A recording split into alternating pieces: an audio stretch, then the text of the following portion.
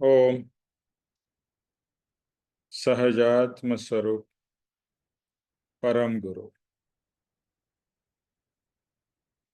परम कृपाणु देव पूज्य पप्पा जी और सर्व ज्ञानियों का आशीर्वाद लेकर हम आज का सत्संग आरंभ करते हैं। जो भी सुने उसे गहराई से समझे और आत्मसात करे। जो आत्मा में अंकित होगा वही आत्मा के साथ आएगा, बाकी सब भस्म हो जाएगा। इसके लिए आत्म भाव से सत्संग में जुड़ना है, सिर्फ सुनने के लिए नहीं। भगवान से हम ये प्रार्थना करते हैं कि ये सत्संग के द्वारा हम सबका आत्म कल्याण हो।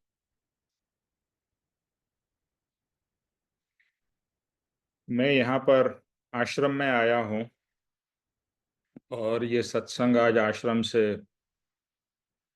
अटेंड कर रहा हूँ। जब भी मैं आश्रम में आता हूँ तो मुझे एक ही चीज रियलाइज होती है कि मैं इतना कम आश्रम में क्यों आ रहा हूँ। मुझे ज्यादा आश्रम में आना चाहिए, क्योंकि जब भी आप आश्रम में आते हैं तो कहते हैं ना कि जैसा वातावरण वैसे आपके भाव, आपके विचार होते हैं। तो यहाँ आकर ऑटोमेटिकली संसार के विचार, काम के विचार निकल जाते हैं। 100% तो नहीं, काफी कम हो जाते हैं। यहाँ पर आके जो सत्संग, और अभी मैं यहाँ पर राज अध्ययन एक शिविर चालू है जो स्वीटी गाला करके लेडी है वो ले रही है। इसका टॉपिक है शांति पथ प्रदर्शन। ये बुक जिनेंद्र जी वर्णी उन्होंने हिंदी में ही लिखी है, और ये उनके जो प्रवचन है जिनेंद्र जी वर्णी के, जिन्होंने पदार्थ विज्ञान भी लिखी है, शांति पथ प्रदर्शन, फिर कर्म रहस्य, कर्म ग्रंथ, ये सब पुस्तकें लिखी है। काफी गहन है, समझना इतना इजी नहीं है। लेकिन मेरा बहुत समय से भाव था कि मैं ये शांति पथ प्रदर्शन पढूं। मेरे घर में काफी टाइम से है, मेरी वाइफ ने 2 बार पढ़ ली, ऐसा उसने मुझे बताया। और मैं सोचता ही रहा, लेकिन कभी चांस मिला नहीं, योग नहीं हुआ, या मेरा प्रमाद कह लो, वॉट एवर। तो ये शिविर में आके मुझे उस पुस्तक को, ऑब्वियसली पूरी तो नहीं होने वाली है, बट जो मेन पार्ट्स है वो समझ में आने लगे हैं। और तभी ये चीज इतनी क्लियर हो जाती है कि हमारा गोल क्या है। ये मनुष्य भाव है, तो मनुष्य भाव में हम, ठीक है, बिजनेस है या जॉब है या घर परिवार है, तो उसी में हमारा उलझा रहना, क्या वही हमारा गोल है इस मनुष्य जीवन का? परम कृपाणु देव कहते हैं कि ये जो संसार है, संसार को रोग कहते हैं। संसार रोग से तू छूट, संसार रोग से मुक्त हो। और कहते हैं कि ये रत्न चिंतामणि जैसा मनुष्य भव जो मिला है और तू उसका उपयोग नहीं करेगा तो ये पूरा व्यर्थ हो जाएगा। हम्म। और फिर वो और आगे कहते हैं, बहुत ही ब्यूटीफुल वो पद है उनका, कि ये क्लेश रूपी संसार से तू विराम पाओ। क्लेश रूपी संसार कैसा है? क्लेश वाला है, राइट? कुछ ना कुछ खटपट इधर उधर चलती ही रहती है ना, चाहे वो घर में हो या बाहर में हो या काम में हो, यहाँ हो, गवर्नमेंट से हो, इससे हो, उससे हो, क्लेश रूप है। और हम देखते भी है चारों तरफ क्लेश चालू है। अभी इंडिया पाकिस्तान का चालू है, उधर में रशिया का उसका चालू है, फिर इंडिया में हिंदू मुस्लिम का कहीं ना कहीं चलता है, फिर जात पात के नाम पर कितना चलता है। यानी एवरीवेयर, बाहर सोसाइटी में, अपने घर में, अपने पड़ोस में, ये क्लेश, क्लेश रूपी संसार है, उससे विराम पाओ। और विराम, वो क्लेश तो बंद नहीं होने वाला है, हमें ही उसमें से बाहर निकलना है। तो मैं सबसे वापस बार बार ये कहता भी हूँ और प्रार्थना भी करता हूँ कि आश्रम में आना है, क्योंकि आश्रम बनाया किसके लिए है? आश्रम बनाया है साधना के लिए। तो अभी एक्चुअली नेक्स्ट वीकेंड में मुझे पता चला कि हिंदी की शिविर है। तो मुझे भी नहीं मालूम था, वरना मैं सबको आपको एडवांस में बता सकता था कि हिंदी की शिविर है। तो नेक्स्ट वीकेंड पे है। अगर फिर भी अभी भी किसी को इंटरेस्ट है तो जरूर वो शिविर ज्वाइन कर सकते हैं। बहुत ही कम सीटें बची है। पूना की ग्रुप आ रही है जो कि पूरा हिंदी स्पीकिंग है, तो उसमें आप लाभ ले सकते हैं। देखो, आपको मौके मिलेंगे। मेरा यहाँ पर आना निश्चित नहीं था, लेकिन जैसा ही कुछ थोड़ा सा चांस मिला, मैंने बोला मैं लपट लेता हूँ। छुट्टी थी बीच में, और फिर मैं अब्रॉड जा रहा हूँ। मैंने सोचा अब्रॉड जाने से पहले यहाँ पर मैं आ जाता हूँ। तो मेरा पॉइंट ये है कि आपको मौके मिलते हैं। जैसे सत्संग है, हर शनिवार को होता है, लेकिन कुछ लोग ज्वाइन होते हैं और बहुत से लोग ज्वाइन नहीं होते हैं। मौके तो मिल रहे हैं, आप मौकों को फायदा नहीं उठाओगे तो आत्मकल्याण कैसे होगा? और फिर हम बोलेंगे कि अरे मेरे पास तो टाइम नहीं है। टाइम एक ऐसी चीज है जो सबके पास में इक्वल है, सबके पास में इक्वल है, राइट? चाहे वो गरीब हो, चाहे वो अमीर हो, चाहे वो इंडियन हो, अमेरिकन हो, कोई भी हो। अभी उसका उपयोग कैसे करना, कहाँ करना, वो हमारे हाथ में है, इजंट इट? तो हम समय कहाँ पर उपयोग कर रहे हैं? मैं तो ये कहूंगा उपयोग भी नहीं कर रहे हैं, समय कहाँ पर दुरुपयोग कर रहे हैं। क्योंकि हमारा तो ये जीवन बोलता है ना, पट पट पट पट जाता ही जा रहा है, और कभी एंड हो जाएगा हमें किसी को नहीं मालूम है। जैसे हम कहते हैं कि हमारे डियरेस्ट स्वीटी जी, जो इतने सिंसियर और इतने इन्वॉल्व थे, आज एटलीस्ट उस शरीर देह में तो हमारे साथ नहीं है। उन्होंने भी कभी सोचा नहीं था कि मेरा जल्दी, इतना जल्दी एंड हो जाएगा, बट नहीं है। तो किसका कभी नंबर आएगा, who knows, and why wait? मरते समय फिर साधना करने बैठेंगे कि अभी साधना करनी चाहिए, अभी आत्मकल्याण करना चाहिए? और इतना सुंदर मार्ग है। इस मैं जस्ट एक ब्रीफ में बताना चाहता हूं कि इसमें जो टॉपिक है, बिकॉज मुझे बहुत अच्छा लगा, और ये बुक हिंदी में है, लेकिन है डिफिकल्ट। हिंदी में है, ओरिजिनली हिंदी में है। जैसे परम कृपाणुदेव का वचनामृत गुजराती में, फिर उसको हिंदी में ट्रांसलेट किया, लेकिन ये तो ओरिजिनल हिंदी में है डिफिकल्ट। डिफिकल्ट मतलब उनकी जो भाषा और उनकी जो मेथड है, वो समझने को थोड़ा टाइम लगता है। तो ज्ञानी का इतना इजी तो नहीं होता है। बट पॉइंट इज, वो कहते हैं शांति। यहाँ पर इसका जो मूल बुक का टॉपिक है शांति। तो अभी मेरे माइंड में फ्रेश है, तो मैं शेयर करना चाहता हूँ कि शांति चार प्रकार की है।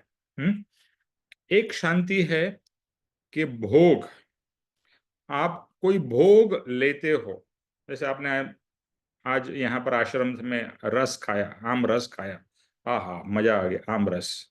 भोग के बाद की शांति या तृप्ति, इच्छा, हाँ हाँ रस खाने का था, खा लिया।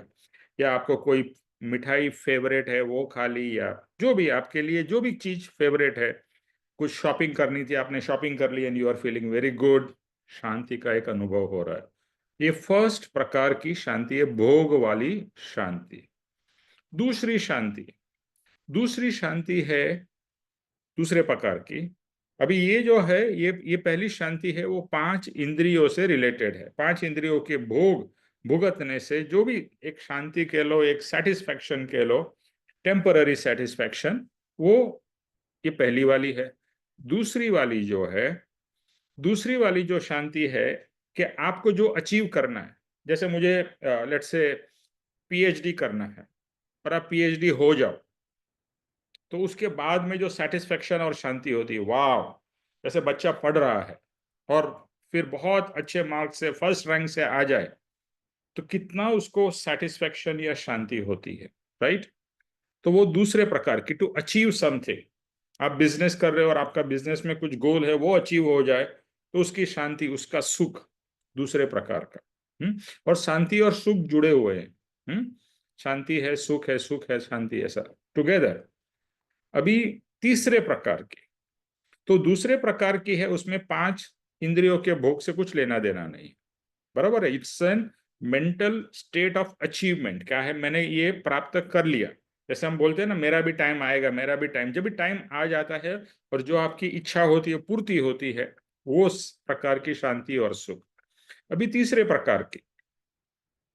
प्रकार की है कि जो जिनेंद्र जी वर्णी डिस्क्राइब करते हैं, कि आप रास्ते पे जा रहे हो और देखते हो किसी का एक्सीडेंट हो गया, सब लोग सिर्फ बातें कर रहे हैं, कोई मदद नहीं कर रहा है, और आपके अंदर में एकदम कुछ फीलिंग आती है, और आप टैक्सी बुला के, गाड़ी बुला के उसको अस्पताल में ले जाते हो। अस्पताल में 2-3 दिन उसकी ट्रीटमेंट चलती है और आप उसकी सेवा करते हो। आप उसको जानते नहीं हो, व्यक्ति से कोई लेना देना नहीं है, लेकिन एक मानवता का और आपके अंदर में एक जो भाव आता है कुछ करने का, कि भाई दूसरा बंदा है, कोई उसके लिए सहारा नहीं है, वैसे ही मर जाता था, आपने उसकी सेवा की, 2-3 दिन के बाद में वो एटलीस्ट जो डेंजर में से बाहर आता है, उसकी फैमिली वगैरह आती है, तो वो जो सेटिस्फैक्शन, वो शांति कि आपने किसी की परोपकार किया, किसी की मदद की। जैसे हम कभी लेट से गरीबों में खाना बांटते हैं, ओके। जैसे आज फॉर एग्जांपल राज रोटी में कोई बर्थडे होता है, एनिवर्सरी होती है, तो जाते हैं वहां पर, खाना वाना देते हैं, तो एक सेटिस्फेक्शन है कि चलो आज मैंने कुछ अच्छा काम किया, मेरे लिए नहीं, ओके, बट दूसरों के लिए, और जिनको मैं जानता भी नहीं हूं। ये तीसरे प्रकार की शांति है। अभी जो चौथे प्रकार की शांति है, चौथे प्रकार की वो शांति है कि जब भी कुछ नहीं चाहिए और कोई बाहर चीज ही नहीं है, बाहर की चीज ही नहीं है, सिर्फ आप आपके ध्यान में हो, आपके समाधि में लीन हो गए हो, जहां संसार विलीन हो गया है। संसार के विचार नहीं है, संसार की इच्छाएं या भावनाएं नहीं है, कुछ भी नहीं है, सिर्फ आप हो। आप यानी कि जो आपका आत्मा अपने निज स्वरूप में, समाधि में या ध्यान में बोल लो, बस उसमें लीन हो गया है। हम्म? कोई विचार भी नहीं है, ओके, कोई इच्छाएं भी नहीं है, तो उसमें लीन हो जाना, वो जो शांति है, वो रियल शांति है।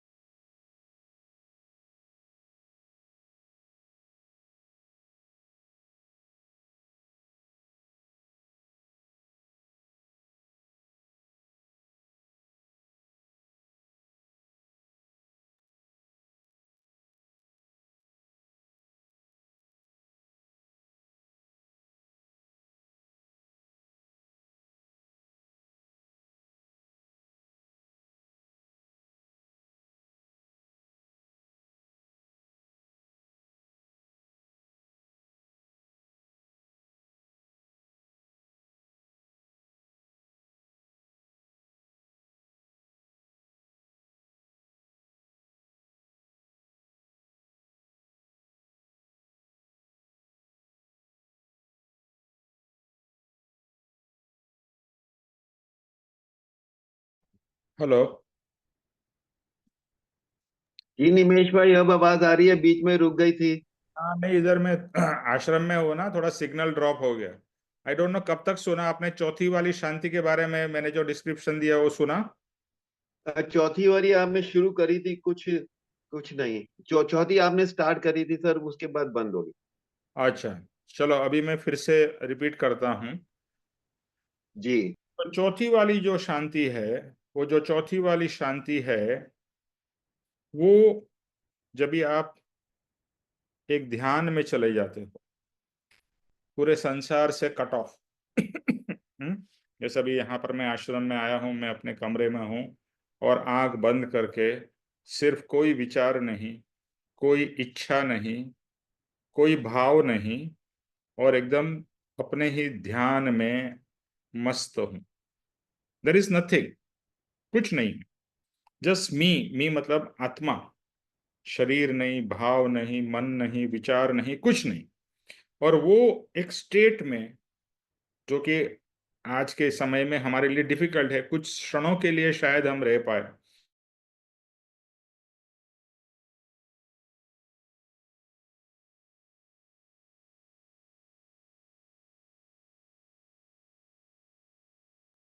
फिर बंद हो गई सर।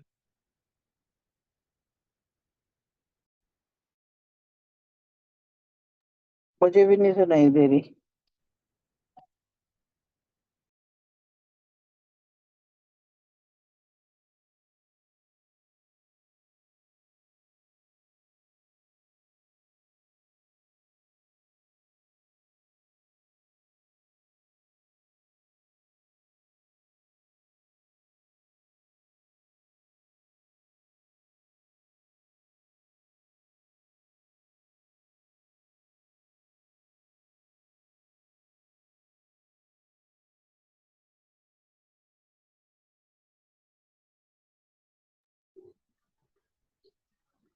પાછો અવાજ બંધ થઈ ગયો છે નિમેશભાઈ.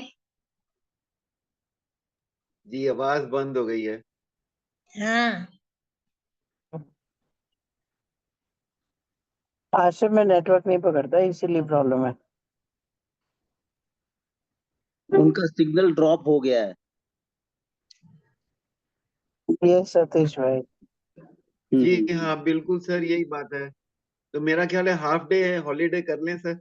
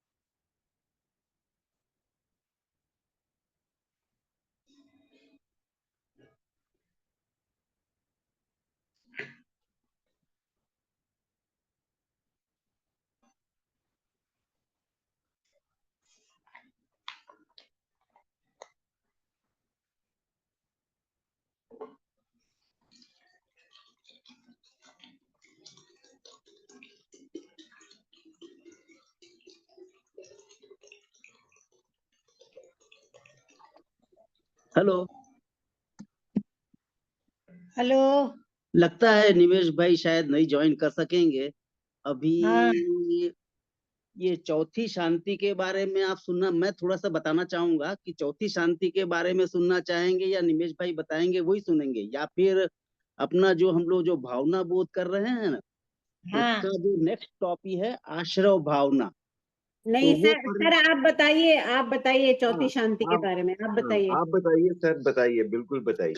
अच्छा सुनिए, मैं बताने से वो बताना तो निमेश भाई बताएंगे वही अच्छा रहेगा। मैं सिर्फ पुस्तक में से पढ़ता हूँ। जी हाँ, जी हाँ। चौथी शांति। अब चौथी ये मतलब जो जिनेंद्र वर्णी ने पुस्तक में लिखी है उसके बारे में मैं पढ़ रहा हूँ, और धीरे धीरे पढ़ूंगा। जहां पर आपको लगे तो थोड़ा सा रोक देंगे, और जो मुझे समझ है वो बताऊंगा मैं। जी अब जी, पढ़िए चौथी साहब, शांति पढ़िए। की अब चौथी शांति की बात सुनिए। वास्तव में उसका दृष्टांत संभव नहीं है, क्योंकि दृष्टांत उसी वस्तु का दिया जा सकता है जो कि जानी देखी हो, परंतु इस जाति की शांति का दर्शन आपको अब तक नहीं हुआ है, अतः इसके प्रति संकेत मात्र दिया जा सकता है। वह अकथनीय है केवल अनुभवनीय है। इतना मात्र इसके संबंध में अवश्य अनुमान कराया जा सकता है कि तीसरी कोटि से भी अनंत गुनी इसकी निर्मलता है, और उसका कारण भी है कि उसकी अपेक्षा अनंत गुणी साम्यता, निरभिलाषिता तथा दृष्टि की व्यापकता है। यद्यपि व्याख्या करते समय इस शांति का विशेष वर्णन विशेष के आश्रय पर ही किया जा इसका वर्णन निषेध के आश्रय पर ही किया जाना संभव है। निषेध के आश्रय से, जैसे कि जहां चिंताओं का व अभिलाषाओं का अथवा विकल्पों व बुद्धि का अभाव होता है, वहां ही वह शांति है। मैं इसको फिर से पढ़ता हूं, ये इन्वर्टेड कॉमा में लिखा है जिनेंद्र वर्णी जी ने। जहां चिंताओं का व अभिलाषाओं का अथवा विकल्पों व बुद्धि का अभाव होता है, वहां ही वह यह चौथी शांति है। परंतु इसके साथ में रहने वाले साम्यता व व्यापकता के विशेषण। निमेश भाई ज्वाइन हो गए लगता है। अच्छा, वाह, बढ़िया। No, no, चलो, go on, Jyotish उनसे bhai, ही go सुनते on. हैं। नहीं, go on, Jyotish bhai. अच्छा, ठीक है। Please finish. Yeah, please finish. वह शांति वास्तव में सुषुप्तिवत केवल अभावात्मक नहीं है, बल्कि कुछ सद्भावात्मक है। निस्वप्न दशा में भी निर्विकल्पता होती अवश्य है, पर उसका कारण तो है वह अंधकार जिसमें अंतःकरण शून्यवत हो जाता है, क्योंकि उस समय वहां कुछ दिखाई देता ही नहीं। पदार्थ का ही नहीं, बल्कि ज्ञान के पास का भी यह चित्त प्रकाश का भी अभाव होता है वहां। परंतु जिस शांति की तरफ मेरा संकेत है, वह प्रकाश स्वरूप है। ऐसा प्रकाश जिसमें अखिल विश्व युगपत अपने कार्य में व्यस्त दिखाई दे, जिसमें वह विश्व एक महान नाट्यशाला के रूप में दिखाई दे, जिसे मैं दर्शक बनकर केवल देखता मात्र हूं, परंतु उसमें क्या और क्यों करने को मेरे लिए कोई अवकाश नहीं है। जिसको मैं देखता हूं पर बता नहीं सकता, अर्थात देखता हुआ भी कुछ नहीं देखता और न देखता हुआ भी सब कुछ देखता हूं। जहां एक विशाल व तिरंगित सागर मेरे सामने है, परंतु इसमें कितनी तरंगे हैं, कहां कहां हैं, यह जानने का विकल्प नहीं। जहां मैं या मेरे ज्ञान ने ही विश्व का रूप धारण किया है, जहां विश्व खटपट करते समय एक बड़े भारी कारखाने वत दिखाई देता है, पर इसमें कितने पुंजे हैं, कहां कहां हैं, यह जानने का विकल्प नहीं। ऐसी शांति कांति रूप है, तथा सुषुप्ति की शांति अन्य धारी है। कुछ कठिन शब्द भी है, कठिन वाक्य भी हैं। अभी निमेश भाई बताएंगे जो उन्होंने समझा, सीखा, और बताएंगे वो चौथी शांति। ठीक है ज्योतिष भाई, आप पहले थोड़ा सा आप एक्सप्लेन कर दीजिए जो आपने पढ़ा है। मेन यही है कि जो पहली शांति, दूसरी शांति और तीसरी शांति के बारे में जो हमने निमेश भाई से सुना, वो किसी वस्तु या पुद्गल स्वरूप या जो हम देखते हैं, हम 5 इंद्रियों से अनुभव करते हैं, उसको लेकर के हमने किया। कुछ मतलब वस्तु भी नहीं रहे, लेकिन बुद्धि से हमने अनुभव किया, आनंद प्राप्त हुआ और शांति हुई। लेकिन ये चौथी शांति है, वो किसी वस्तु का, किसी का आधार नहीं है।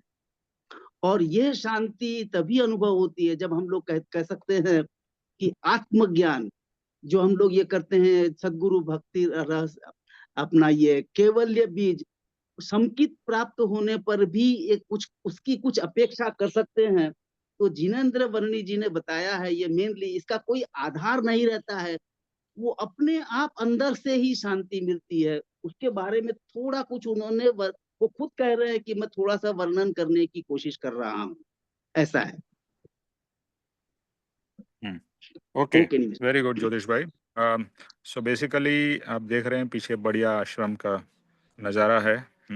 तो अभी मैं ये कहने की कोशिश जो कर रहा था कि जो चौथे प्रकार की शांति है वो संसार के कोलाहल में तो आपको मिल नहीं सकती है। इसके लिए ज्ञानी लोग जंगल में चले जाते हैं, हिमालय में चले जाते हैं, बट हमें हिमालय और जंगल में जाने की ज़रूरत नहीं है। आप अपने ही कमरे में आराम से बैठ जाइए। सबसे पहला तो जो सबसे बड़ा डिस्टरबेंस हमारे लाइफ में है वो है फ़ोन। आप सबको पता है अभी ऐसी इतनी आदत हो गई है कि हर 2 मिनट में हम फ़ोन को देखते हैं, हर 2 मिनट में, राइट।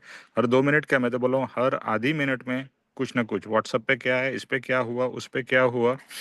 तो हमारी लाइफ इतनी मतलब परतंत्र हो गई है कि उसके बिना हम रह नहीं पाते हैं। सो सबसे कट ऑफ हो जाना है। कट ऑफ होंगे तो ही तो अंदर जा सकते हैं ना, वरना बाहर से ही जुड़े रहेंगे तो अंदर कैसे जा सकेंगे। और हमारा जो पूरा मार्ग है वो अंदर जाने का है, अंतरंग में जाने का है। सो यहाँ पर जो चौथी शांति का हमें जो अनुभव करना है, वेदन करना है, वो तभी होगा। और इसके लिए मैंने क्या कहा, आश्रम ये बढ़िया सी स्थान है, पापा जी ने हमारे लिए बनाया है, तो हमें उसका पूरा लाभ लेना है। क्योंकि मैं सच्ची बताता हूँ, और ये मत सोचे मैं दिल्ली में, अरे लोग यूएसए से आते हैं और मिडिल ईस्ट से आते हैं और कितनी बार आते हैं। तो ये अगर दूसरा एक जिनेंद्र जी वर्णी कहते हैं श्रद्धा या रुचि, आपको जिस चीज की रुचि होगी, जैसे हर्ष जी को गाने की रुचि है और वो तो बहुत बढ़िया गाती भी है, राइट। तो उनको फिर गाना गाने के लिए, गाना सीखने के लिए कुछ करना नहीं पड़ेगा, रुचि है, ऑटोमेटिक वो भाव होगा ही, और उसके लिए वो उनको समय भी मिलेगा और काम भी होगा। तो यहाँ पर कहने की बात यह है कि क्या हमारी रुचि आत्मा के प्रति है या नहीं है। और अगर आत्मा के प्रति रुचि है तो फिर आज अभी बाकी का जीवन शुड बी डेडिकेटेड टू आत्मा, और आत्मा की शांति, आत्मा का सुख। और एक बार जिनेंद्र जी वर्णी और सभी ज्ञानी लोग कहते हैं कि एक बार वो स्वाद को हम चख लेंगे, फिर बाकी हमें कुछ करना नहीं पड़ेगा, अपने आप उस चीज की इच्छा होगी, हम उसी डायरेक्शन में जाएंगे। तो ये जो चौथे प्रकार की शांति है, यही हमें प्राप्त करनी है और इसी में रहना है। जब भी हम जाते हैं सिद्धालय में या मोक्ष में, तो मोक्ष में कुछ साधन वाधन कुछ नहीं है, कोई गैजेट्स नहीं है, कुछ नहीं है, 5 इंद्रियां नहीं है, उसके सुख के साधन नहीं है, कुछ नहीं है, बट परम सुख है, परमानंद है। और मुझे तो हमेशा परमानंद की ही खोज रहती है कि मुझे यही एक इच्छा है कि परमानंद कैसे मिले, सच्चित आनंद कैसे मिले, जो महाज्ञानियों ने प्राप्त किया, जो भगवान ने प्राप्त किया, मुझे वही चाहिए। I want the best. कम की इच्छा ही क्यों करनी है, बेस्ट की इच्छा करो। ओके, सो यहाँ से अभी हम जाते हैं हमारे टॉपिक के ऊपर, जो है मोक्ष माला में लिखी हुई भावना बोध। तो अभी हम सप्त चित्र, किसी ने ये मैंने लिखा था पढ़ने के लिए, आई डोंट नो कितने लोगों ने पढ़ा है, किसी ने पढ़ा है?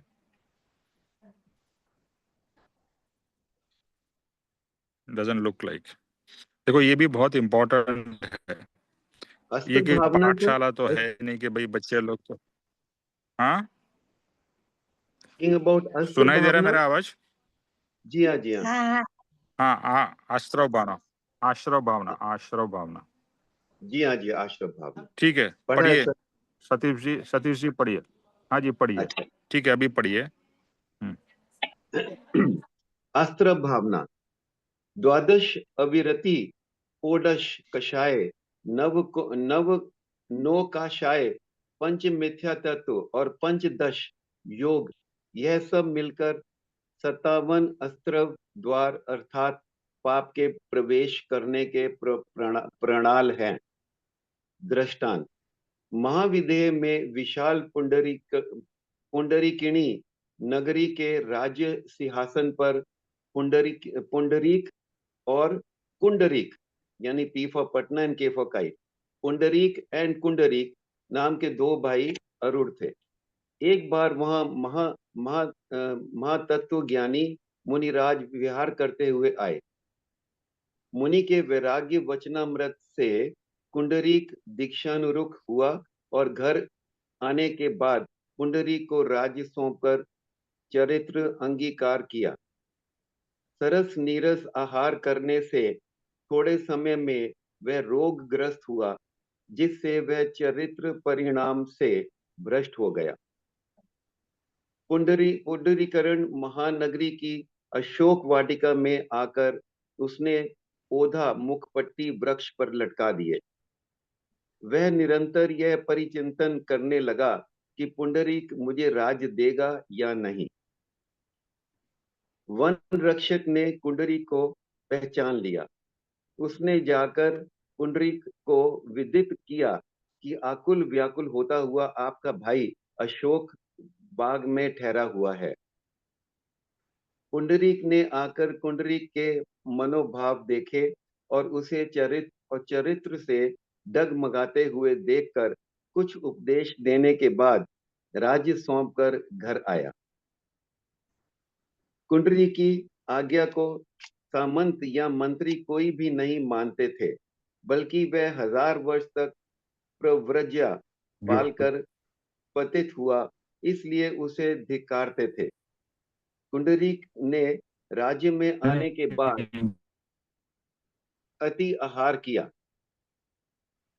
इस कारण वह रात्रि में अति पंडित हुआ और वमन हुआ। अप्रीति के कारण उसके पास कोई आया नहीं। इससे उसके मन में प्रचंड क्रोध आया।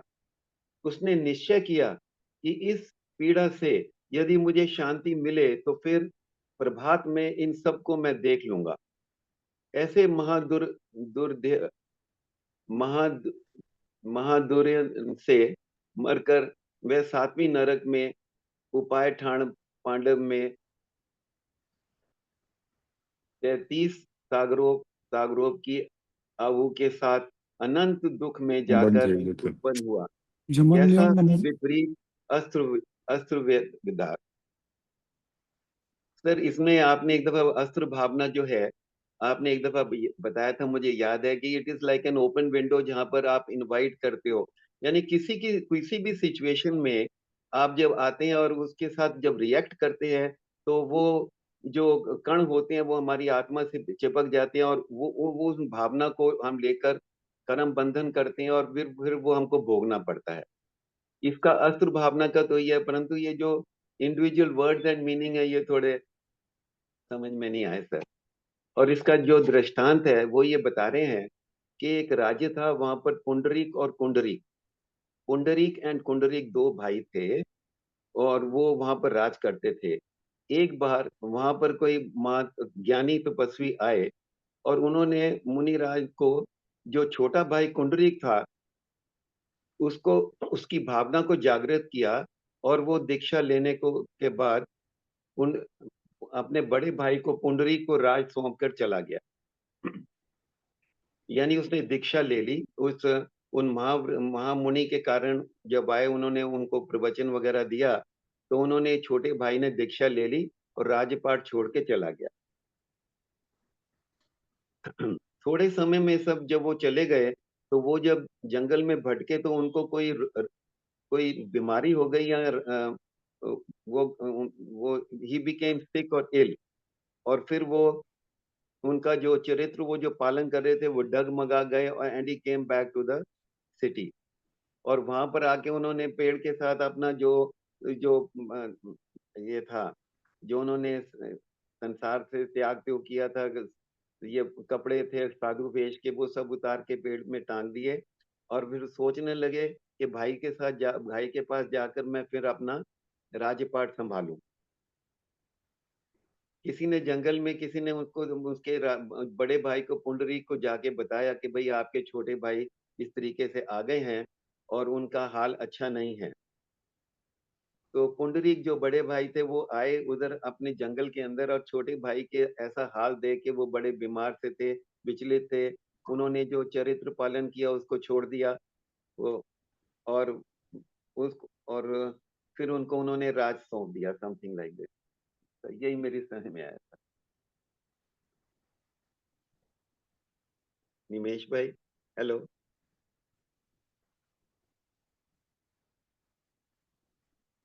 क्या? तो यही समझ में आया। अब आप बताइएगा सर।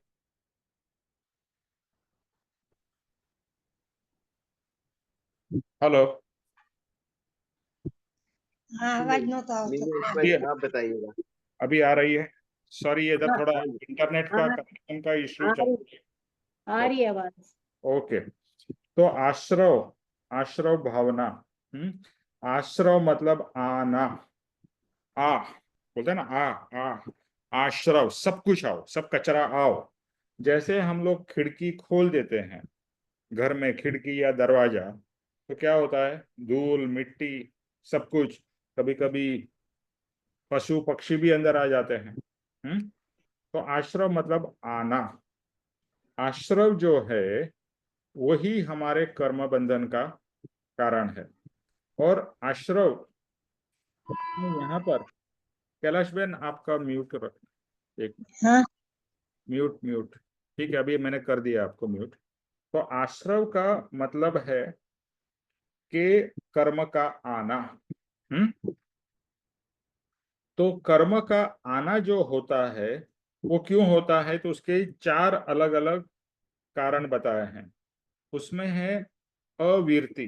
अवीरति मतलब कोई भी भोग को देखकर हम तुरंत फिसल जाते हैं। 5 इंद्रियों, कोई भी भोग आता है सामने, अच्छा खाना आया फिसल गए, बाहर गए अच्छी साड़ी दिखाई दी, अच्छी ड्रेस दिखाई गई, फिसल गए।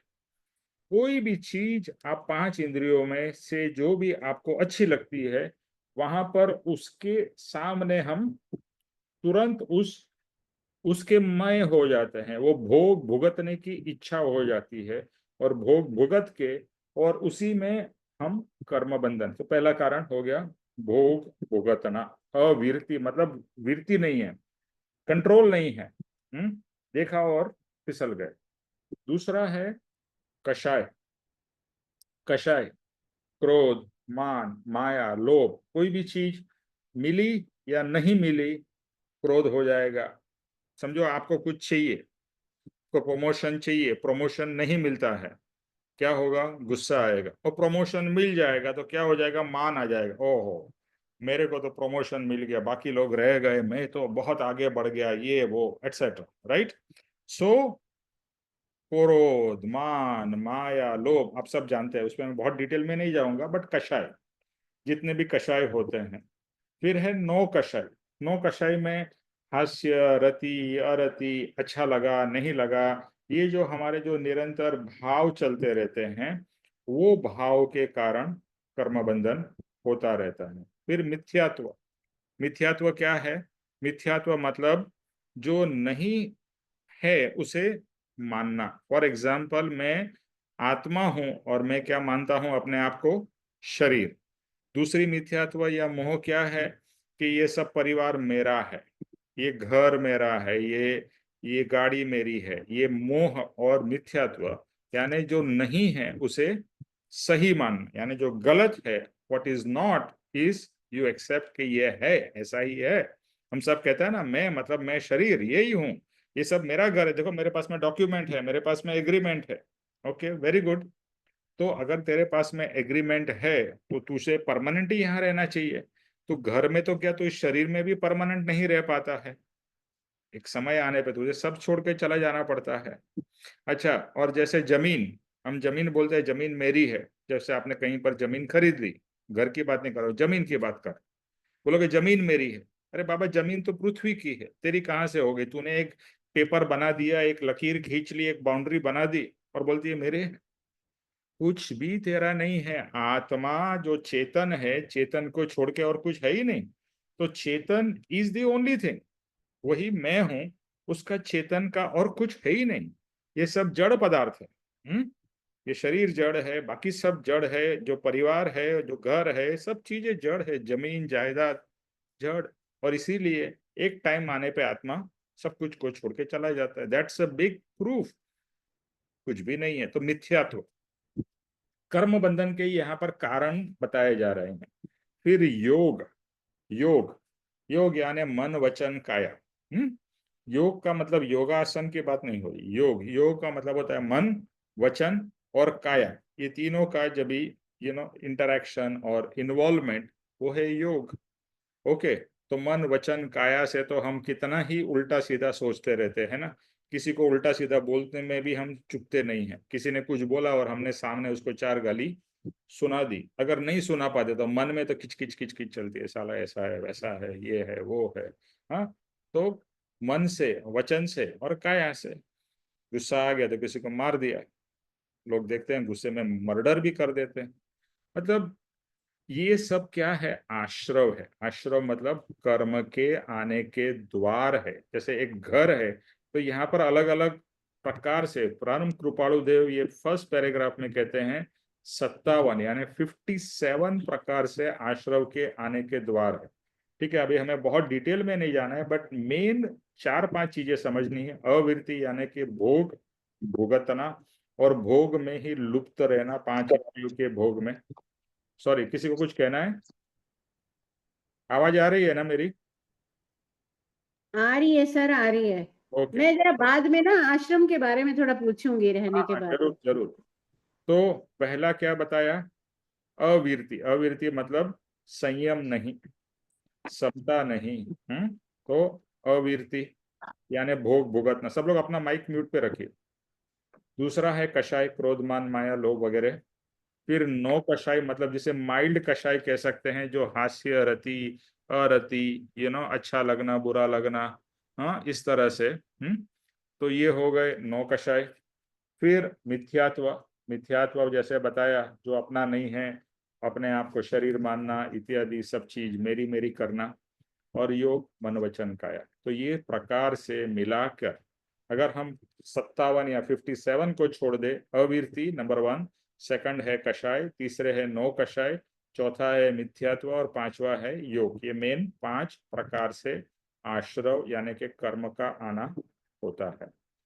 अभी यहाँ पर स्टोरी बताई गई है पुंडरिक और पुंडरिक की, राइट। अभी पुंडरिक और पुंडरिक में आपने जैसा सतीश जी ने पढ़ा है कि क्या होता है कि भाई उसने भाव में, कभी कभी क्या होता है ना कि हम भाव में बहुत बह जाते हैं। जैसे उन्होंने कोई साधु की बात सुनी और उसने बोला चलो मुझे तो अभी संन्यास लेना है। संन्यास लेके भाई को आधा छोड़ दिया, दे दिया, चले गए। अभी संन्यास लेके, जैसा हमने पहले मृगापुत्र के उसमें पढ़ा था, तो मृगापुत्र के पेरेंट्स ने क्या बोला था कि ये संन्यास कोई इजी चीज नहीं है। ऐसा ही इसमें होता है पुंडरिक का। पुंडरिक ले लेता है और फिर उसको जो सॉरी, ये कौन कौन लेता है? पुंडरिक नहीं, मुनि के वैराग्य वचन से कुंडरिक, हाँ, कुंडरिक दीक्षा ले लेता है, संन्यास ले लेता है और फिर रोगग्रस्त हो जाता है। और रोगग्रस्त होता है जब जब भी हमको तकलीफ होने लगती है ना, फिर लगता है यार वो ही अच्छा था, कहाँ मैं संन्यास लेके बैठ गया, कहाँ मैं ये सब तप वप करने बैठ गया। और फिर वो घबरा जाता है, उसको लगता है अरे सब कुछ मैंने क्या पागल के जैसे दे दिया, और वो वापिस आता है। हाँ, और तो बाकी लोग जैसे बताया इसमें स्टोरी में पहचान लेते हैं और फिर पुंडरिक को जाके बताते हैं। फिर पुंडरिक समझ जाता है कि पुंडरिक के मनोभाव क्या हो गए हैं, और वो चारित्र भले उसने पालन कर लिया, यानी चारित्र ले लिया, लेकिन अभी चारित्र पालन नहीं कर सकता है। जैसे बहुत सारे लोग ब्रह्मचर्य ले लेते हैं, बट ब्रह्मचर्य का पालन शुरू में तो आप कर लेते हो, बट उसके बाद में बहुत डिफिकल्ट हो जाता है। और इसीलिए कितने सारे उल्टे सीधे काम जो संत महात्मा भी कर बैठते हैं। तो हर कोई ये जो चारित्र है ना, बोलने के लिए इजी है, लेकिन पालन करना इजी नहीं है। तो तो ये सब देख के, हाँ, वो बोलता है चलो ठीक है, उसको वापस दे देता है। लेकिन जो कुंडरिक था वो कैसा था? वो उसने बहुत सारा भोग भोग लिया, सब कुछ मिल गया, और वो वापस जब भी आप ओवर कुछ भी समझो, आपने कुछ खाना कितने दिन से खाया नहीं है, अच्छा खाना नहीं खाया, आप ओवर खा लेते हो, फिर क्या होगा, वमन होगा, यानी वॉमिटिंग होगी, जो उसके कारण हुआ। और और उसको जब भी कुछ ये सब हुआ, क्योंकि लोग उसको चाहते तो नहीं थे पुंडरीक को, लेकिन अभी आ गया है, उसको सब कुछ हुआ, और जब भी वो बीमार पड़ा तो उसके पास में कुछ नहीं आया, कोई नहीं आया, तो क्या हो गया, उसको प्रचंड क्रोध आया। और उसने ये सोचा कि मुझे अभी थोड़ा इस पीड़ा से शांति मिले ना, तो मैं सुबह में सबको देख लूंगा, चलो रात को तो कभी मैं कहाँ, और उस जमाने में ऐसा फोन वोन तो कुछ था नहीं कि भैया फोन करके बुला लिया, और वो खुद पीड़ा से है तो कहाँ जाएगा। तो और ऐसे ही भाव में वो मर जाता है। देखो, आपकी जब भी मृत्यु होती है तो मृत्यु के समय में क्या भाव है आपके, वैसा ही आपको फिर आगे की गति मिलती है। इसके लिए समाधि मरण की बहुत ही इंपॉर्टेंस है हर एक जगह पे। इसके लिए आपने देखा होगा कि ज्ञानी लोग जो होते हैं वो समाधि समाधि लेते हैं। हेलो, मेरी आवाज आ रही है? हेलो? आ रही है सब बिल्कुल आ आ रही है। रही है, नहीं आ नहीं, रही इधर है। में बीच में अभी वापस बिजली चली गई ये बहुत कुछ आगे पीछे होता रहता है, इसके लिए मैं बार बार चेक कर रहा हूँ। तो यहाँ पर जो आपके भाव है और उस भाव में जो आप कार्य करते हो, उसके कारण आपकी जैसी गति होती है। इसके लिए साधु संत आपने सुना होगा कि उन्होंने समाधि ले ली, आपने शब्द सुना हो, समाधि ले ली मतलब अभी वो अपने एक आसन पे स्थिर हो गए। जैसे परम कृपाणु देव, एक बहुत तो बीमार भी थे, लेकिन उन्होंने अभी सब कुछ छोड़ दिया और वो अपने स्थान पर एकदम स्थित हो गए, फिर कुछ न खाना न कुछ पीना, और अपने एक शुद्ध स्वभाव में, और एक समय पे वो देह छोड़ के चले जाते हैं। ठीक है।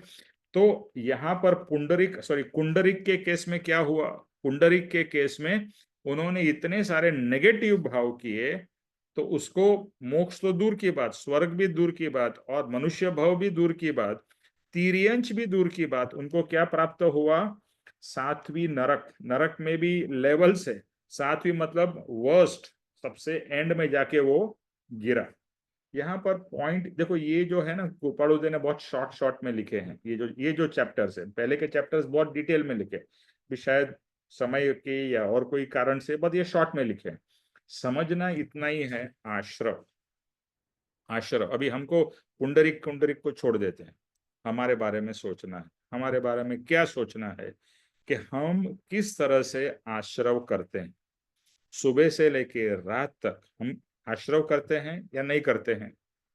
सोचिए, निरंतर निरंतर आश्रव चालू है, निरंतर हमारा कर्म बंधन होता ही जा रहा है, और कर्म बंधन होगा तो कर्म भुगतने पड़ेंगे, और कर्म भुगतने पड़ेंगे तो जन्म लेना पड़ेगा, और मरण होगा, और ये चक्र चालू ही चालू ही चालू ही रहेगा।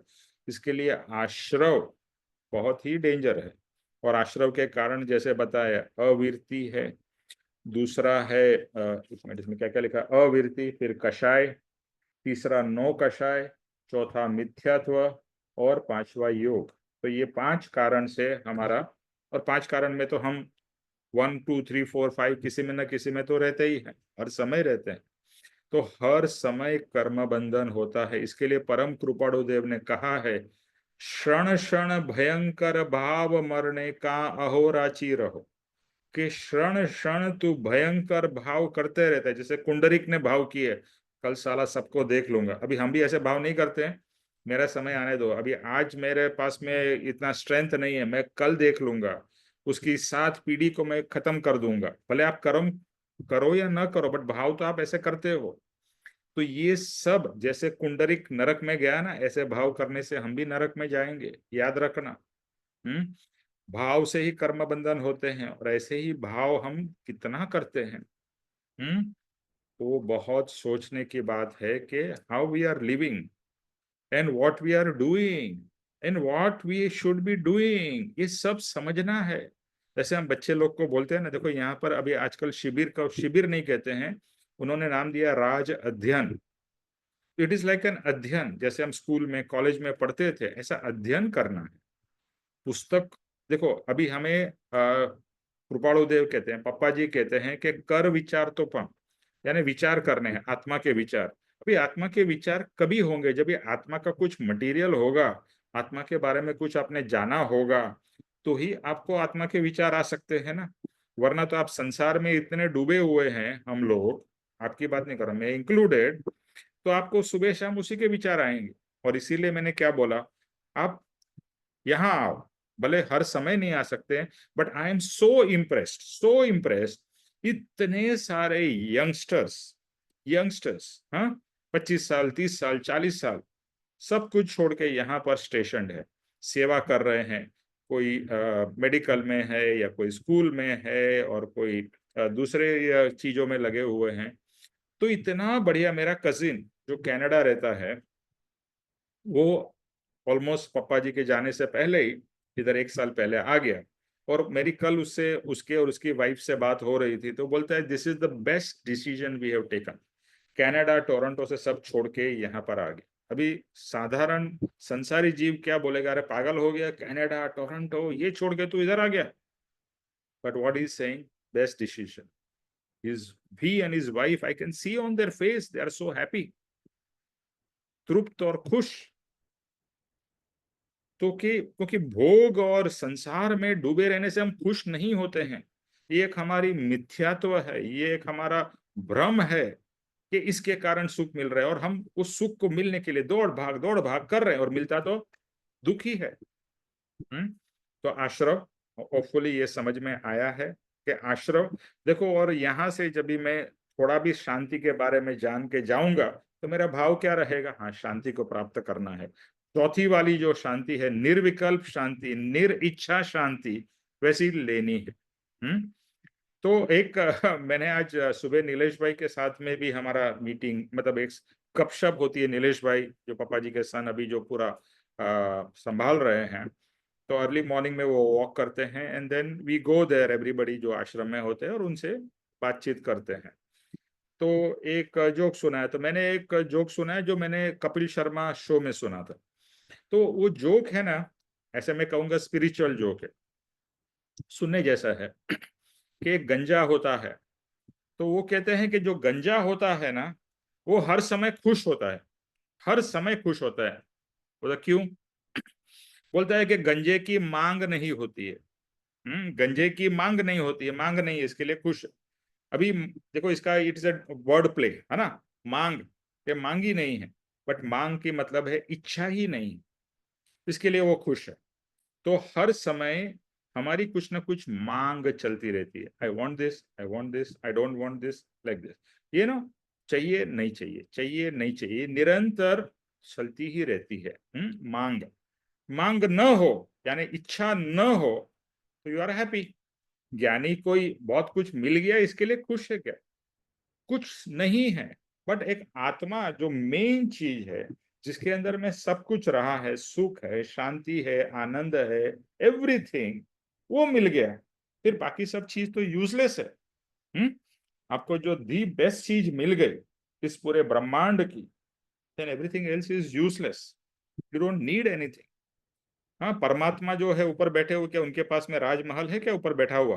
कुछ नहीं है, but they are in that परम आत्मा, परमात्मा स्वरूप, शुद्ध चैतन्य और शांति, सुख, परमानंद उसमें है। और हमें भी वही प्राप्त करना, बस मेरा तो लक्ष्य यही है।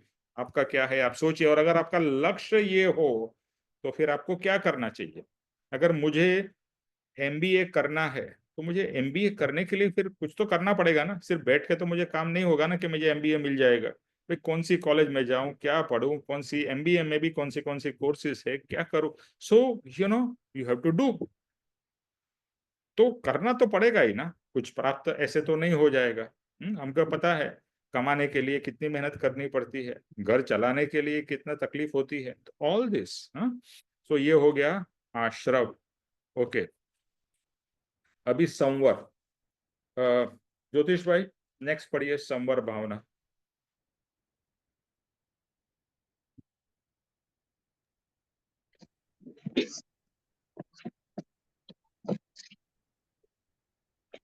संवर भावना, अष्टम चित्र।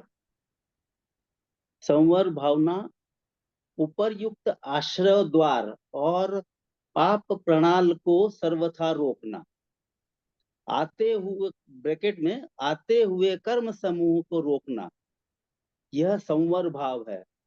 दृष्टांत, एक दृष्टांत। कुंडलिक का अनुसंबंध।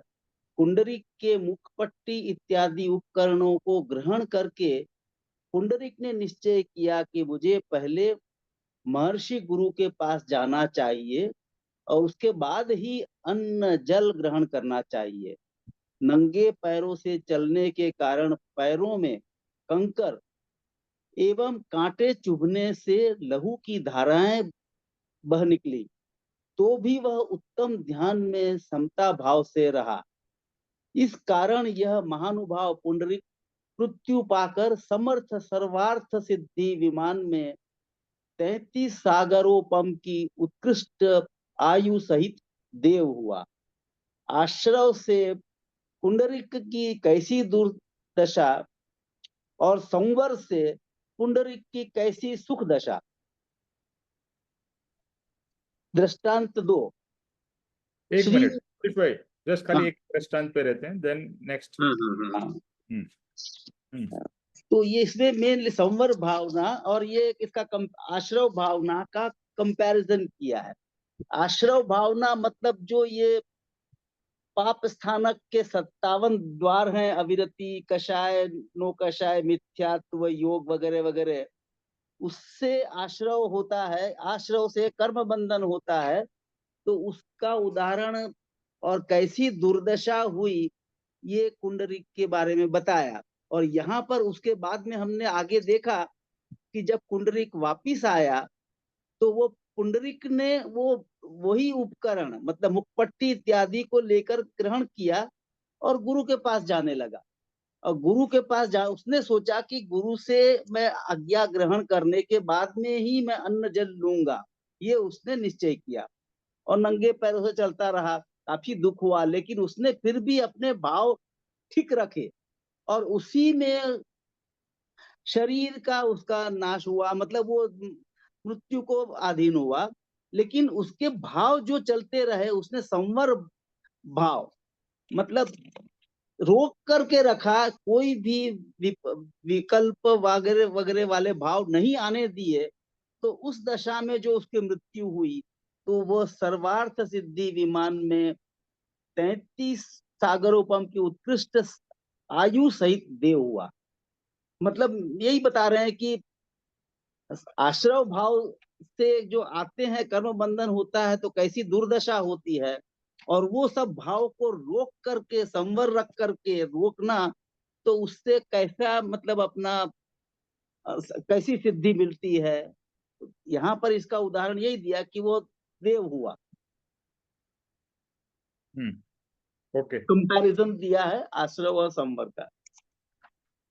ओके, आपका वीडियो और माइक बंद कर दीजिए। ओके, सो आश्रव का जो ऑपोजिट है वो है संवर। तो संवर भावना में क्या आता है? संवर भावना में आता है कि संवर मतलब रोकना, कि जो अभी मैं कर रहा हूं उसको, जैसे एक सिंपल, जैसे हमने एग्जांपल दिया कि खिड़की दरवाजे खुले रखे, कचरा आया, संवर मतलब खिड़की दरवाजे बंद कर दिए। ओके, तो इसका ये मतलब है कि जो 5 रीजंस बताए गए, अविरति यानी भोग भुगतना, और भोग में ही डूबे रहना, सिर्फ भोग तो हम हर समय भुगतते ही हैं, बट डूबे रहना उसमें, तो वहां से क्या होगा? कर्म बंधन होगा। फिर दूसरा जो है वो है कषाय, यानी क्रोध मान माया करते रहने का। सो वो क्रोध मान माया करते रहने से क्या होगा?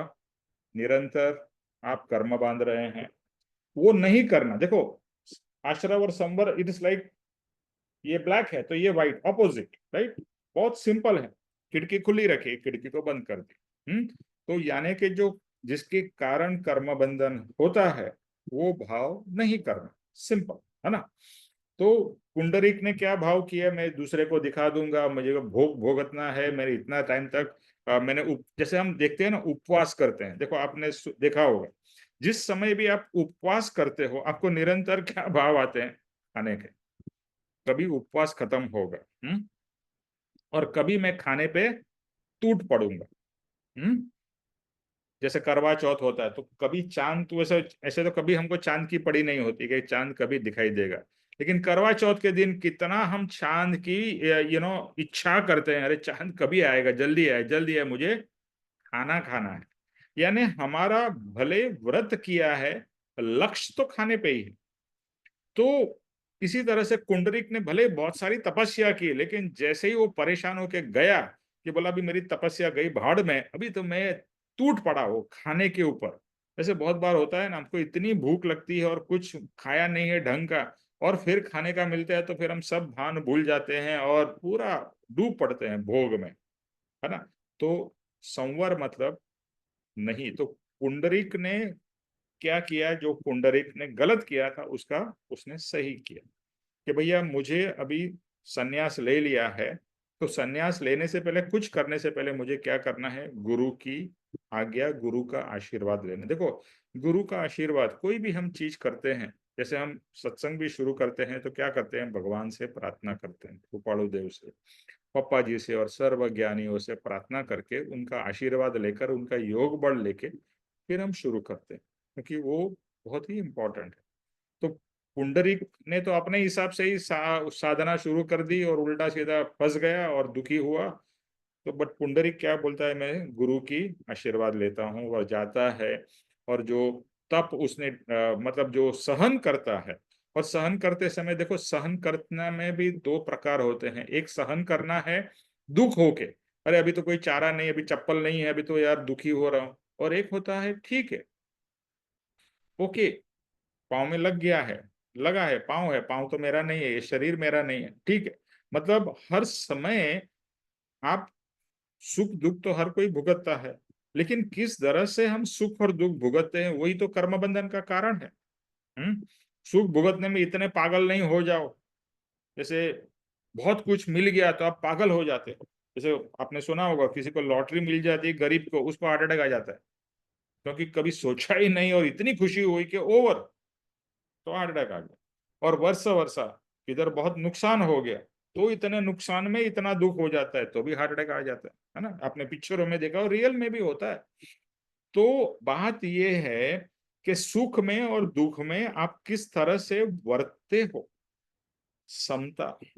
यहाँ पर भी शांति पथ प्रदर्शन में आता है कि जो हमारा व्यवहार कैसा होना चाहिए, समता भाव में, समभाव में। शांति कभी होगी, शांति तभी होगी जब हम समता भाव में रहेंगे, समभाव में रहेंगे। जब तक हम समभाव में नहीं रहेंगे, अशांत रहेंगे, तो कर्म बंधन चालू है ना। और शांति के लिए क्या चाहिए, समता, बैलेंस, डिटैचमेंट। और balance only will come through detachment, balance can never come through attachment. जैसे ही आप कोई चीज में अटैच हो जाते हो, अप एंड डाउन चालू हो जाते हैं, एवरीबडी नोज इट। तो संवर पुंडरीक ने क्या किया, जो पुंडरीक ने गलत किया था वही पुंडरीक ने सही तरीके से किया। भले खून निकला, ये हुआ, और फिर एक समय जब भी पुंडरीक की मृत्यु होती है, तो ये तो एक दृष्टांत है, और वो जाके देव यानी के स्वर्ग लोक में जाता है। अभी हमको स्वर्ग लोक भी नहीं चाहिए और नरक लोक भी नहीं चाहिए, हमें क्या चाहिए, मोक्ष चाहिए। तो अभी हमारे को यही यहाँ से बोध इतना ही पुंडरीक और कुंडरीक से यही लेना है कि कर्म बंधन बंद करना है, कर्म बंधन बंद करना है ना। मोक्ष चाहिए तो कर्म से तो मुक्ति लेनी पड़ेगी। और अगर आज के हमारे इसमें भी आया था कि अगर आप आत्म भाव में हो, और परम कृपाणु देव भी कहते हैं कि आप आत्म भाव में हो तो कर्म बंधन नहीं करते हैं, और आप शरीर भाव में हो, इंद्रियों के भाव में हो, तो कर्म बंधन निरंतर चालू है, जो हमारा होता ही रहता है। इसके लिए जागृत होना है। सी पीपल से जागृत हो गया, ओके। जागृति, जागृति मतलब क्या, उड़ गए ऐसा नहीं है, अंतरंग से जागृत हो गए। और अंतरंग से जब जागृत हो गए, यू बिकम सुपर कॉन्शियस। तो ये जो गलतियां हम कर रहे थे, वो गलतियां नहीं करते हैं।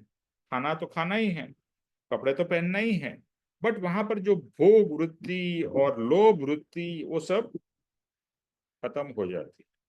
लोभ वृत्ति, भोग वृत्ति, यू नो, ये सब जो भी वृत्तियां हैं हमारी, वो धीरे धीरे जब भी कम होती है, तो ऑटोमेटिकली कर्म बंधन नहीं होता है। संवर, संवर मतलब रोक दिया आपने। हो तो रहा है, हमारा जीवन तो चल रहा है ना, तो सुख दुख तो आ रहे हैं। अभी हम सुख दुख में किस तरह से रिएक्ट करते हैं या रिएक्ट नहीं करते हैं। बेसिकली तो सुख दुख के समय no reaction is the way of संवर। संवर का मतलब है नो रिएक्शन, और आश्रव का मतलब है continuous reaction. Positive positive, negative negative, धड़ा धड़ धड़ा धड़ चलता ही रहता है। जैसे ट्रेन चलते हैं, ठप ठप ठप ठप ठप ठप ठप ठप ठप, इस तरह से हमारे भाव ठप ठप ठुप ठुप चलते ही रहते हैं, कर्म बांधते ही रहते हैं। और संवर का मतलब लाइक अ प्लेन जो आसमान में उड़ रहा है, कोई नहीं, एकदम स्थित है, चल रहा है। जैसे प्लेन चलता है ना, एकदम शांत स्थिर, ऐसे हमारी अंतरंग की दशा होनी चाहिए। बाहर में सब कुछ हो रहा है, but here we are at that centre, जो अपना बात हुआ था ना, सर्कल के सेंटर में रहना है। तो यानी कि जो भी हो रहा है उसे ज्ञाता दृष्टा होके देखना है। जैसे यहाँ पर आया ना शांति, ये सब पूरा जो मेरे जीवन में हो रहा है उसको एज अ नाटक रूप देखना है। जो भी हो रहा है, it's a drama, it's a drama is going on. होने दो, अच्छा भी हो रहा है, बुरा भी हो रहा है। जैसे पिक्चर में अच्छा होता है, कभी खुशी कभी गम चल रहा है। ओके, सो फॉर नाउ आज के लिए इतना। आगे हम नेक्स्ट टाइम करेंगे। चीजों को पकड़ो, और ये सब पुस्तकें है ना, उसको पढ़ो। ये सब ज्ञानी की लिखी हुई चीजें हैं। And if you are not going to read, जैसे हम बच्चे को जब स्कूल भेजते हैं तो क्या बोलते हैं, पढ़ो पढ़ो, स्कूल में पढ़ो, घर पे आके होमवर्क करो। आप समझ जाओ, अभी आप इस शाला में है, आध्यात्म शाला में है। तो आध्यात्म शाला में थोड़ा तो पढ़ना भी पड़ेगा, और बहुत कुछ करना पड़ेगा। करना अंतरंग में है, बाहर में नहीं है। अंतरंग, अपने ही भाव अपने ही विचारों को बदल के जीना है। जीवन तो जैसा है वैसा ही है, but how you leave your life is the key. तो आश्रव है या संवर है, अभी आपको सिर्फ एक्सरसाइज होमवर्क इतना ही है कि ये तो पढ़िए पहले ये बुक। और दूसरा, आप एवरी मोमेंट या एवरी आवर देखिए कि 1 घंटे में मैंने कितना आश्रव किया या संवर किया। और एंड ऑफ द डे भी चेक करिए कि मेरा आश्रव कितना हुआ और संवर कितना हुआ। Shall we agree to do this homework everybody? Hello? Yes sir, yes sir. अपने लिए करना है, दूसरे के लिए नहीं। और शेयर करिए दिल खोल के। ये अपना अपना एक छोटा सा संघ है, छोटा सा परिवार है, सत का संघ और सत का परिवार। हाँ, सब एक साथ में मिलजुल के आगे बढ़ते हैं। ठीक है, चलिए। जय स्वरूप कौन करेगा? हर्षी, चलो आप करिए जय स्वरूप। सर वो थोड़ा सा आश्रम के बारे में पूछना था, वो बाद में बताएंगे। हाँ बोलिए, नहीं पूछिए। मैं ये अगर मैं आऊं तो मेरे हम्म साथ कोई फ्रेंड भी आएगी, हम्म तो वहां पे फिर मतलब क्या, थोड़ा सा वो पूछेगी ना मेरे से, क्या खर्चा है क्या है। हाँ, वो मैं आपको चाहिए ना तो रेट्स वगैरह दे देता हूँ। क्योंकि अभी बिकॉज क्या है ना, खर्चा दिन ब दिन बढ़ता जा रहा है, और आश्रम बेसिकली एक क्या बोलते हैं ना, चैरिटेबल ऑर्गेनाइजेशन है। तो हाँ अभी अगर आपको मैं सबको ही बता देता हूँ कि जैसे मैं अभी एसी रूम में हूँ, तो एसी रूम का जो किराया है पर पर्सन का 1100 रुपया है, खाना फ्री है। ओके, और नॉन एसी का 700 रुपया है। It's a sharing room. अभी जैसे यहाँ पर 4 बेड है, तो 4 भी हो सकते हैं, 2 भी हो सकते हैं। तो पहले कम था, बट अभी सब एक्सपेंसेस बहुत बढ़ गए हैं, तो इसके लिए they have no choice. Okay, but नहीं, वो फिर 700 को डिवाइड करेंगे पर पर्सन पे, नहीं जो नहीं नहीं जितना। नहीं नहीं नहीं नहीं नहीं, 700 पर पर्सन है। अच्छा 700 अगर आप दो, मतलब आपको आपको 700 रुपया देना है पर नाइट का, मतलब पूरा रहने का, और खाना ओके। फ्री है। तो आप समझ लीजिए खाना पीना मिला के 700 रुपया, विच इज वेरी रिजनेबल। आप इफ अगर यू अगर अगर किसी ने महीना रहना हो, 1 मंथ। महीना अलाउड नहीं है, आई थिंक मैक्सिमम 10 या 15 दिन आप रह सकते हैं। जितना भी मैं चाहिए तो मैं पूछ लूंगा मैक्सिमम कितना अलाउड है। हाँ और आप यहाँ पर रह के, ऑब्वियसली यहाँ पर रह के फिर साधना करनी है। और आप मतलब सुबह में वहां पर सुबह 4 बजे से लोग आ जाते हैं, स्वाध्याय हॉल में वांचन करते हैं। फिर 7 बजे प्रातः काल की स्तुति और वो होता है। फिर ब्रेकफास्ट होता है। फिर उसके बाद में स्नान वान करो फिर से। जैसे अभी राज अध्ययन चालू है, तो राज अध्ययन है तो अभी हम राज अध्ययन में, उसके लिए रजिस्ट्रेशन करना पड़ता है हर एक चीज के लिए। आप ऐसे ही यहाँ पर आ नहीं सकते, जैसे ऑब्वियसली बिकॉज जगह है नहीं है, तो पहले से एडवांस में वो करना रहता है। वो सब मैं आपको गाइड कर दूंगा, आप सिर्फ जाने की तैयारी करो कि मुझे आना है, मुझे 15 दिन के लिए आना है या महीने के लिए आना है। भले आप एक हफ्ता तो आओ, अरे 4 दिन आओ, अरे 2 दिन आओ, आओ तो सर सही। सर एक प्रॉब्लम है, बार बार आना जाना नहीं हो सकता मेरे से, तो हाँ तो मैं आइए चाहती। ना, आप समझो 15 दिन महीने के लिए आना चाहती है, मैं पहले पूछ लेता हूँ मैक्सिमम कितना अलाउड है, ठीक है, हाँ, हाँ, क्योंकि ऑब्वियसली सबको चांस मिलना चाहिए। तो मैक्सिमम कितना अलाउड है, और दूसरा कभी ना कुछ इवेंट्स भी होते रहते हैं, तो आप उसमें पार्ट भी ले सकते हैं, ठीक है ना। तो मैं आपको हाँ, बता दूंगा, बट मोटा मोटी ये इसका वो है। तो हम्म। तो आजकल मौसम कैसा है वहां पे? अभी तो काफी गर्मी, गर्मी? अभी गर्मी है, देखो सब जगह पे, भारत पूरे पूरे वर्ल्ड में ही अभी तो गर्मी है।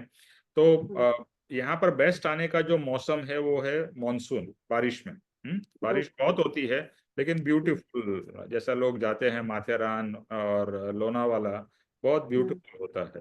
तो अगर अच्छा फ्यूचर में हम ऐसा भी एक प्लान करेंगे कि एक शिविर रखेंगे जहाँ पर दिल्ली और बाकी सब जगह के लोग आए, और एक हिंदी की शिविर भी हो, तो शिविर में आप पार्टिसिपेट भी कर पाए। जैसे बताया नेक्स्ट वीकेंड ही शिविर है, तो आप उसमें भी आके भाग ले सकते हैं। देखो गर्मी तो है ही, दिल्ली में भी है या यहाँ भी है, हर जगह पे, लेकिन आप आपके कमरे में हो और अगर अपना एसी रूम लिया है, तभी मैं एसी में बैठा हूँ, गर्मी में मुझे कोई फर्क नहीं पड़ रहा है। स्वाध्याय हॉल में एसी है हर जगह, मतलब फैसिलिटीज तो पूरी अच्छी भी है यहाँ पर। ठीक है। ठीक ठीक।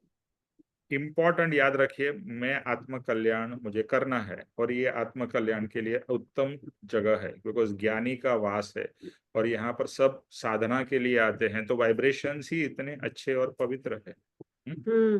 ठीक है सर। ओके, चलिए हर्षी। हाँ जी।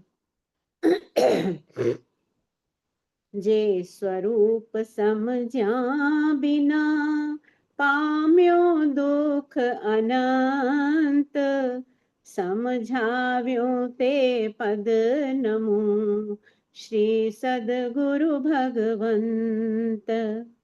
परम पुरुष प्रभु सद्गुरु, परम ज्ञान सुख धाम, जेणे आप्युं भान निज, तेने सदा प्रणाम। देह छता जेनी दशा, वर्ते देहातीत, ते ज्ञानी ना चरण मां, हो वंदन अगणी। हे परम कृपालु देव, जन्म जरा मरण आदि सर्व दुखों का अत्यंत क्षय करने वाला वीतराग पुरुष का मूल मार्ग आप श्रीमान ने अनंत कृपा करके मुझे दिया।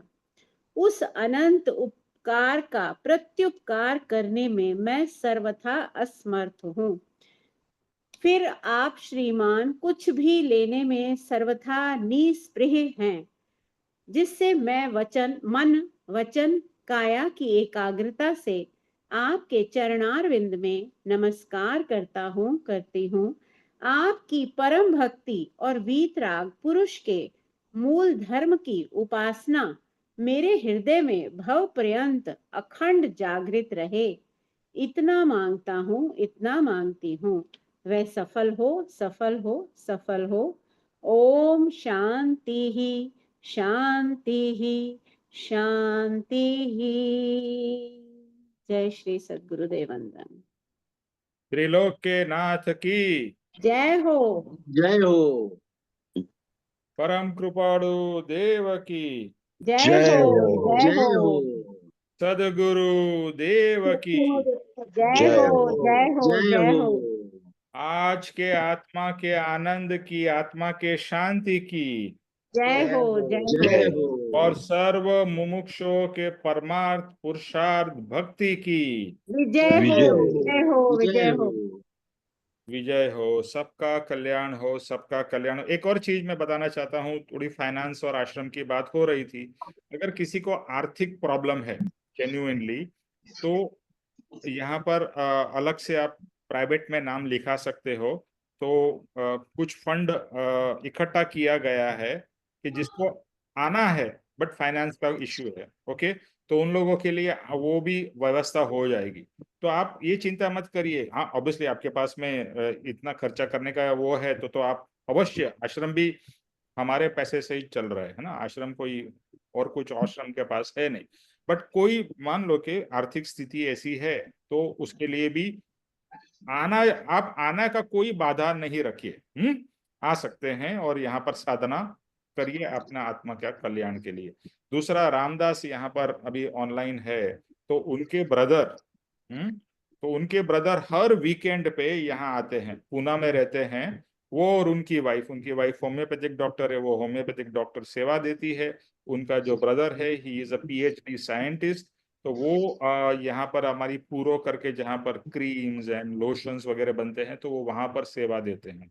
तो कितना ब्यूटीफुल है, आप 2 दिन एवरी वीकेंड आते हो यहाँ पर, और फिर यहाँ पर सेवा करते हो, साधना करते हो, और इतना बढ़िया वातावरण में आप करते हो। तो बेसिकली मैं रामदास को भी बोलूंगा, ज्योतिष भाई आप लोगों को और सबको बोलूंगा, take advantage.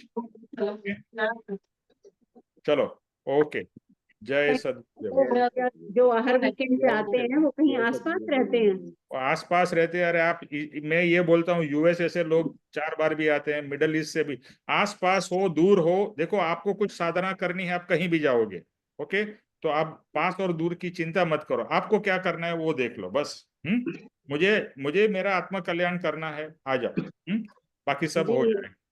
Ji sir, okay. Thank you sir, okay.